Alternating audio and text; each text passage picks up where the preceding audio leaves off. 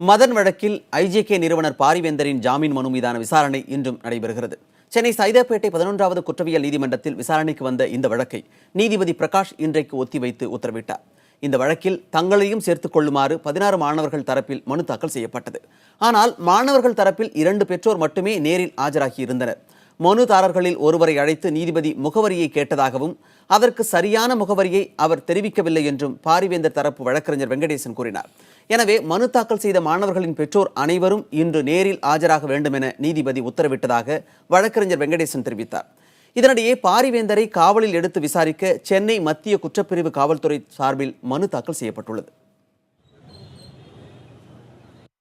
Parents intervening petition போடுறதாக சொல்லி intervening petition போட்டாங்க. அதில் மொத்தம் ஒரு 15 பேர் போட்டிருந்தாங்க. பட் ஆனால் ஒரு பேரண்ட்டோ 2 பேரண்ட்டோ தான் அங்கே வந்திருந்தாங்க. அந்த 2 பேரண்ட்லேயும் ஒரு பேரண்ட்டோட அட்ரஸ் கேட்கும்போது அவருக்கு தெரியல.